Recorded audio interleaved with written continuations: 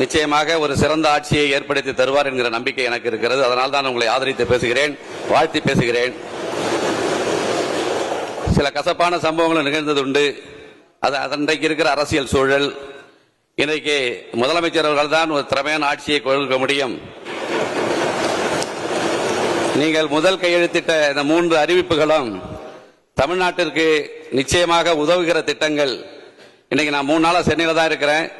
கடந்த காலங்களோடு ஒப்பிடும்போது சென்னை இன்றைக்கு எப்படி தெளிவாக இருக்கிறது, சுத்தமாக இருக்கிறது, சுகாதாரமாக இருக்கிறது, காவல்துறை எப்படி சிறப்பாக செயல்படுகிறார் என்பதை நான் எண்ணி வியந்ததுண்டு. நிச்சயமாக நீங்கள் நல்லாட்சி தர வேண்டும். 5 ஆண்டு காலம் சிறப்பான ஆட்சியை வழங்க வேண்டும். 75 ஆண்டு காலம் 50 ஆண்டு கால ஆட்சி நீங்கள் முன்னுதாரணமாக இருக்க வேண்டும். இளைஞர்கள், தமிழ்நாட்டு இளைஞர்கள் உங்களை நம்புகிறார்கள், நாங்கள் உங்களை நம்புகிறோம்.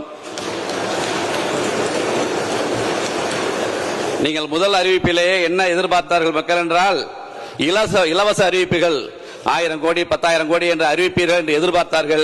உதவுகிற திட்டங்களை அறிவித்த உங்களை நான் பாராட்டுகிறேன், வாழ்த்துகிறேன். உங்கள் அரசு தொடர்வதற்கு என்னுடைய ஆதரவினை இதன் மூலம் நான் தெரிவித்துக் கொள்கிறேன்.